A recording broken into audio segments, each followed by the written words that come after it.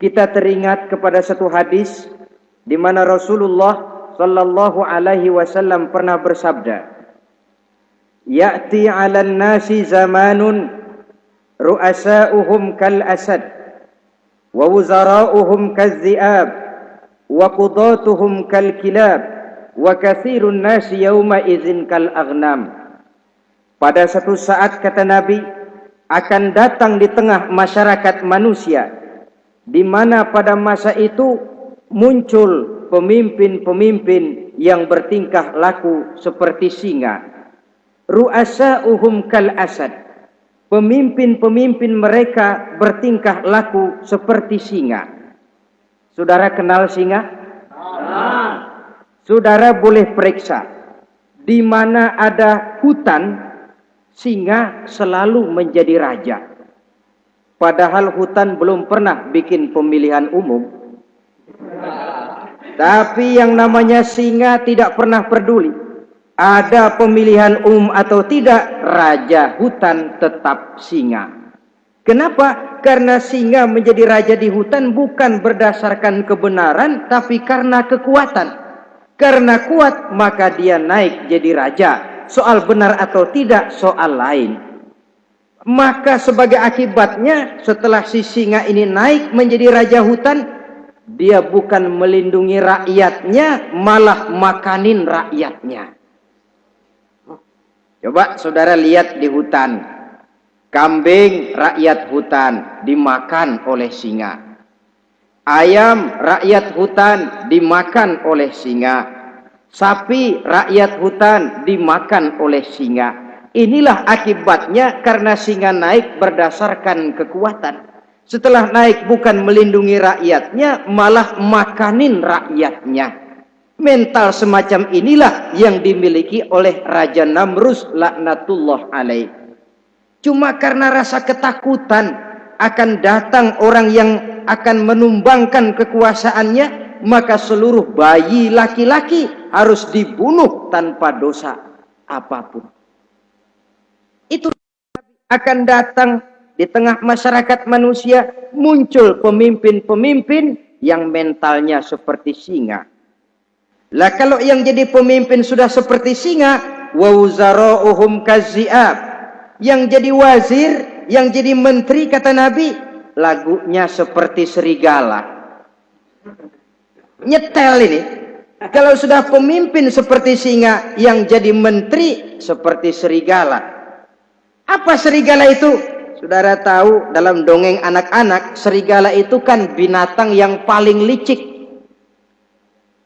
Untuk terang-terangan dia tidak berani karena tidak punya kekuatan seperti sang singa. Maka dia pakai ilmu kelicikannya. Serigala itu kalau ingin makan daging ayam, pakai bulu ayam. Kalau kepengen makan daging kambing, pakai bulu kambing. Pendeknya, serigala binatang yang menghalalkan segala macam cara asal tujuan tercapai. Itulah serigala. Lambang dari sifat kelicikan. Lempar batu, sembunyi tangan. Pengen makan daging ayam, pakai bulu ayam, nyaruh jadi ayam. Pengen makan daging kambing, pakai bulu kambing, nyaruh jadi kambing. Ini akibat dari yang pertama tadi. Pemimpin seperti singa, lalu menteri pun seperti serigala. Efeknya kemudian yang segera menyusul apa? Wa qudatuhum kal kilab. Kalau pemimpin sudah seperti singa, menteri sudah seperti serigala, wa qudatuhum kal kilab, akan muncullah para penegak hukum yang mentalnya seperti anjing. Innalillahi wa inna ilaihi raji'un. Penegak hukum yang mentalnya seperti anjing itu. Anjing, saudara lihat, anjing akan setia kepada siapa saja yang memberinya daging. Kalau dia disuruh jaga rumah, dia tidak bisa membedakan mana yang maling, mana yang tamu. Biar yang datang tamu, kalau nggak bawa apa-apa, pasti digonggong. Biar yang datang maling, kalau bawa daging, anjing kalem. Pokoknya siapa yang memberi saya daging, itulah majikan saya. Apa kata majikan saya, itulah yang saya laksanakan. Maka hilang kebenaran hukum, hancur norma-norma keadilan. Oleh karena apa? Oleh karena anjing dapat daging. Lalu dalam kondisi semacam itu, yang jadi rakyat bagaimana? Kata Nabi, wa katsirun nas yauma izin kal aghnam. Adapun kebanyakan orang pada masa itu, lagunya sudah seperti kambing. Saudara, kambing itu binatang yang cuma menang groyokan dan tidak punya alternatif. Namanya kambing, digiring ke lapangan embe. Betul kan? Betul. Digiring ke kuali embe. Dikasih makan rumput embe. Sampai pun mau dipotong masih embe juga.